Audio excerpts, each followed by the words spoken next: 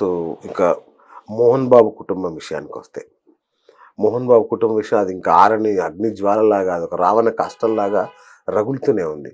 అంటే ఎందుకు ఈ ప్రశ్న ప్రస్తావిస్తున్నానంటే, మోహన్ బాబు గారు ఇండస్ట్రీలో అత్యంత క్రమశిక్షణ కలిగిన వ్యక్తిగా చాలా పేరు ఆయనకి. ఎన్టీఆర్ తర్వాత అంత క్రమశిక్షణ మెయింటైన్ చేసిన వ్యక్తి. కానీ ఆయన కుటుంబం అంతా ఇలా విచ్ఛిన్నం ఎందుకయిందండి? కానీ కంటే అక్కడ కూడా చాలా ఉండుండొచ్చండి. ఎందుకంటే క్రమశిక్షణతోటో, స్ట్రెయిట్ ఫార్వర్డ్‌నెస్ తోటో వచ్చేదే హేట్రెడ్. అసలు తయారయ్యేదే దుష్మన్లే. నిజంగా చెప్పాలంటే అందరూ మనకి ఎనిమీసే తయారవుతారు. ఎందుకంటే ఒక క్రౌడ్ ఉందనుకోండి, పొద్దున్నే 4కి లేవాలి, యోగా చేయాలి, ఈ టైంకి వెళ్ళిపోవాలి, లేకపోతే ఒక టైం ఇచ్చినప్పుడు ఆ టైం కంటే ముందు అరగంట ముందు ఉండాలి. ఇవి ఎంతమందికి నచ్చుతాయండి? ఎందుకు నచ్చవు అంటే అవి వాళ్ళు చేయలేరు కాబట్టి. చేయగలిగిన వాళ్ళు నలుగురే ఆ క్రమశిక్షణని చాలా గొప్పగా ఫీల్ అవుతారు. చెయ్యలేని 6 ఈయనకి శత్రువులేగా. సో అలాగే సేమ్ మన కుటుంబం ఏం మనకి దానికి అతీతం కాదు కదా, అలా చేయలేకపో. ప్లస్ దీంట్లో చాలా కోణాలు ఉన్నాయి. అంటే ఇద్దరు స్ట్రెయిట్ ఫార్వర్డ్నెస్ ఉన్న వాళ్ళకి కుదరదు మళ్ళీ. ఇప్పుడు మీరు చాలా ఇంటర్వ్యూస్ చూస్తే ప్రతి ఒక్కళ్ళు బాలయ్య గారు చేసిన ఇంటర్వ్యూలో మీ అందరికంటే వాడే మంచోడు అన్నట్టు మనోజ్ గారిని అనటం జరిగింది. అంటే మనోజ్ కున్న ఫ్రెండ్ సర్కిల్ కానీ ఇప్పుడున్న ప్రతి ఒక్కటి రేట్ చేసుకుంటే మోహన్ బాబు గారు ఆ టైంలో ఎలాంటి పాపులారిటీ, ఫేమ్ లేదా జనాల్లో ఇష్టము, కొందరు ఇష్టపడతారు చాలా ఆ స్ట్రైట్ ఫార్వర్డ్నెస్. ఎందుకు? అది ఎవరు ఇష్టపడతారు? అలా మాట్లాడలేని వాళ్ళు, అబ్బాయి ఇలా మాట్లాడారు, ఆయన ఇన్స్పిరేషన్ కింద తీసుకునేవాళ్ళు, వాళ్ళు మాత్రమే వీళ్ళకి ఫ్రెండ్స్ అవుతారు. అలా చూసుకుంటే మనోజ్కి చాలా పెద్ద ఫ్యాన్ బేస్ ఉంది, చాలా ఫ్రెండ్స్. ఎందుకు? ఫ్రెండ్షిప్ లో కానీ ఏ రిలేషన్ లో కానీ ఎక్కడి వరకైనా వెళ్ళిపోతారని. వేరే వాళ్ళ సన్ని ఓన్ చేసుకున్నాడంటే ఆయన మెంటల్ కండిషన్ ఏంటి, ఆయన మెచ్యూరిటీ లెవెల్ ఏంటి మనకు క్లియర్ గా అర్థమైపోతుంది. అంటే ఆయన సమాజం గురించి ఆలోచించలేదు ఎక్కడ, ఆయనకు నమ్మింది చేసుకుంటూ వెళ్ళిపోయాడు. ఆయన సినిమాలు ఆపేయమన్నప్పుడు లేకపోతే ఇది చేసుకుంటే ఇది ఇవ్వను అన్నప్పుడు కూడా ఆయన దాని గురించి ఆలోచించలేదు. He took a step. అంటేనే తను చాలా ఇండివిడ్యువాలిటీ ఉన్న పర్సన్. సో ఇద్దరు ఇలా ఉన్నప్పుడు అక్కడ క్లాష్ రావచ్చు కదా మరి.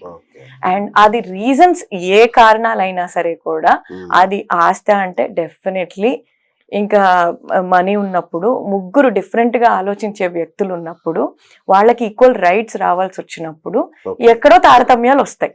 ఇక మనలాంటి వాళ్ళ ఫ్యామిలీస్ ఇంట్లో వెనకాల గొడవలు అవి అయిపోతా ఉంటాయి. మీడియా ముందుకున్నప్పుడు ఇప్పుడు మోహన్ బాబు గారికి మీడియాలో ఈ 4 ఫ్యాన్స్ ఎలా ఉన్నారో 6 ఎనిమీస్ ఉండుండొచ్చు, ఈవెన్ పబ్లిక్ లో కూడా అండి. అండ్ ఈ ఫ్యామిలీ ఎప్పుడు కూడా కంప్లీట్ ఎక్స్ట్రీమ్ లో ఉంది. ఈధర్ మంచి అయినా కంప్లీట్ ఎక్స్ట్రీమే, చెడైనా లేకపోతే ఏది ఉన్నది చెప్పకుండా బద్దలు కొట్టడం అయినా కంప్లీట్ ఎక్స్ట్రీమ్. సో ఎక్స్ట్రీమ్ గా ఉన్నాయన్నీ ఎక్స్ట్రీమ్ గా పోర్ట్రే అయిపోతాయి. ట్రోలింగ్ అలాగే అవుతుంది, ఫ్యాన్ బేస్ అలాగే ఉంటది. ఇప్పుడు విష్ణు మీద జరిగిన ట్రోలింగ్స్ ప్రపంచంలో బహుశా ఎవరి మీద జరిగి ఉండవు. సో వాళ్ళు తీసుకుని దాన్ని ముందుకెళ్ళటం కూడా చాలా కష్టం నిజానికి. ఇప్పుడు వాళ్ళకి అయిన ఇన్సల్ట్ కంటే వాళ్ళకు వాళ్ళు కోపపడడం చాలా కష్టం. వాళ్ళు కోపవ్వాలనుకున్నా రేపొద్దున ఈ రీల్స్ ట్రోలింగ్ అయినప్పుడు అవ్వలేరు, చాలా కష్టం అయిపోతుంది. బికాస్ అయిపోద్ది. అండ్ స్పెషలీ కుటుంబం మీరు అన్నట్టు ఆ క్రమశిక్షణ పిల్లల వరకు ఉన్నప్పుడు అది వేరండి. స్పౌసెస్ ఎంటర్ అయిన తర్వాత అందరికి ఈ ముగ్గురికి డిఫరెంట్. సో వీళ్ళకొక ఐడియాలజీ, వాళ్ళకొక ఐడియాలజీ, వీళ్ళ థింకింగ్ వాళ్ళ థింకింగ్, మళ్ళీ వీళ్ళ నీడ్స్ వాళ్ళ నీడ్స్, వీళ్ళు చెప్పే దాన్ని బట్టి వీళ్ళు ఇన్ఫ్లుయెన్స్ అయ్యి ఎంత మట్టుకని పాలిష్డ్ గా ప్రెజెంట్ అవుతారు. ఇక్కడ ఈయనకి ఈ స్టేజ్ కి వచ్చిన తర్వాత, అంటే లైక్ మేబీ సీనియర్ సిటిజన్ అందామా, సో ఆ స్టేజ్ కి వచ్చినప్పుడు ఆయనకు కూడా మనం కూడా లాజిక్ వదిలేసుకొని ఆలోచిస్తాం సెల్ఫిష్ గా. నాతోటి ఎక్కువసేపు ఎవరు స్పెండ్ చేస్తున్నారు, వాళ్ళు చెప్పిందే కరెక్ట్ అను, లేకపోతే వాళ్ళు చెప్పినట్టు నడుచుకుంటే నాకు సపోర్ట్ ఉంటారనో కూడా ఆయన ఒకరికి ఎక్కువ సపోర్ట్ చేయటం. ఇప్పుడు ఎంత ప్రేమ ఉన్నా ఇండివిడ్యువాలిటీస్ మనం వ్యక్తపరిచే విధానం వేరుంటుందండి. తల్లిదండ్రులు చూసుకోవాలి. కొందరికి మీరు చూస్తే ఎవ్రీడే ఇంటికి వెళ్ళంగానే పేరెంట్స్ కాల్ చేస్తారు, కొందరు చెయ్యరు. కానీ వాళ్ళకి ఏం కావాలో నీడ్స్ అన్ని తీరుస్తారు. వీళ్ళకి ప్రేమ ఉంది, వీళ్ళకి ప్రేమ లేదని కాదు, వీళ్ళు ఎక్స్ప్రెస్ చేయలేరు అంతే. ఆ ఎక్స్ప్రెస్ చేయలేకపోయినా ఇంటెంట్ తెలుసుకుని తల్లిదండ్రులు చాలా సీరియస్ గా గమనించాల్సిన పాయింట్ అండి, నిజం. ఆ ఇంటెంట్ తెలుసుకుని, లేదు వాళ్ళు ఇది చేశారంటే నా కోసమే కదా అని అర్థం చేసుకుని వాళ్ళని సపోర్ట్ చేసుకుంటూ వెళ్ళిపోవడం ఇంకొక దారి. అర్థం చేసుకోక నాకు చేయలేదు చేయలేదు చేయలేదు అని నిందిస్తూ ఉంటే వాళ్ళ లైఫ్ కూడా వాళ్ళకు ఉంది. సో అక్కడ అన్మెట్ ఎక్స్పెక్టేషన్స్ ఏవైతే ఉంటాయో వాళ్ళు అనుకుంటారు ఇంత గడపాలి ఇంత అని. తనకి ఎన్ని ఉండొచ్చో, తను కెరియర్ సెట్ చేసుకోవాలనుకుంటున్నాడు, లైఫ్ కొత్తగా ఒక కూతురు, వదిలేసి నువ్వు పెంచేసే అనే వాళ్ళు వేరే ఉంటారు. హ్యాండ్స్ ఆన్ ఫాదర్ అయి ఉండొచ్చు, ప్లస్ కెరియర్ సెట్ చేసుకుంటూ ఉండొచ్చు, మీతో ఎక్కువ టైం స్పెండ్ చేయలేకపోతూ ఉండొచ్చు. సో ఆ విధంగా తనకున్న ప్రాబ్లమ్స్ అర్థం చేసుకోకపోయి ఉండొచ్చు. ఇప్పుడు మిగతా ఇద్దరు పిల్లలతో చూస్తే వాళ్ళు ఆల్రెడీ ఒక సెటిల్డ్ ఫేజ్ లో ఉన్నారు కదా, మెంటల్ స్టెబిలిటీ కానీ, కెరియర్ గా కానీ, ప్రొఫెషనల్ గా కానీ. సో మీతో టైం స్పెండ్ చేస్తున్నారేమో, అలా కూడా ఉండొచ్చు. అది ఆయన అర్థం చేసుకోవాల్సిన విషయం. అట్ ద సేమ్ టైం ఈయన కూడా ఏంటంటే, రైట్, నేను చాలా గారభంగా పెరిగాను కాబట్టి మేబీ నేను వ్యక్తపరిచే విధానం, ఆయన వ్యక్తపరిచే విధానం సేమ్ ఉంటుంది. అంటే ఇద్దరు స్ట్రైట్ ఫార్వర్డ్ ఉన్నప్పుడు కష్టం, సెన్సిబిలిటీ మిస్ అయింది. సో ఇంకొక విధానము, మధ్యవర్తిత్వము, ఇంకేదైనా ట్రై చేసి కొంచెం స్మూత్ గా వెళ్లే ఒక దారి ఉంటే పబ్లిక్ లో రప్చర్ అవ్వకుండా ఉండే అవకాశం.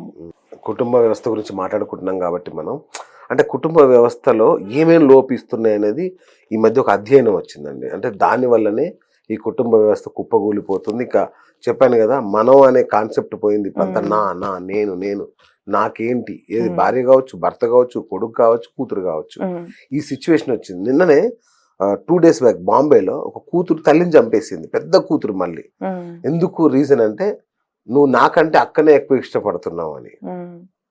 ఎందుకంటే అది తప్పంతా మనమే చేస్తున్నాం అండి. అంటే ఎక్కడ చేస్తున్నాం, ఇట్ బాయిల్స్ డౌన్ టు పెంపకం. మొత్తం మళ్ళీ వెళ్ళి మన పెంపకం నుంచి స్టార్ట్ అవుతుంది ఇప్పుడు అని అంటున్నాం కదా. సో ప్రీవియస్లీ మనం ఏం చేసేవాళ్ళం, అంటే ఇంత ఇళ్ళు ఉండేవి కాదు.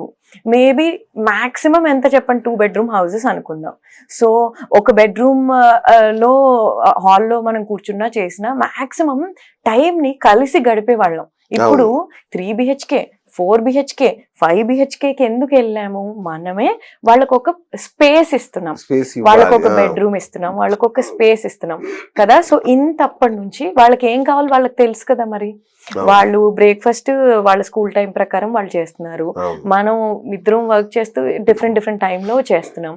సో మొత్తం అంతా కూడా ఇండివిజువాలిటీతో పెంచుతున్నాం మనమే. ఎంత స్పేస్ ఇచ్చి పెంచుతున్నాం. వాళ్ళ ఫ్రెండ్స్ ఎవరో మనకి ఎంతవరకు తెలుసు, మన పిల్లల ఫ్రెండ్స్ ఎవరో ఎంతవరకు తెలుసు, 4-5 విషయాలు కూడా వాళ్ళ గురించి మనకి చాలా డీప్ గా తెలీదు.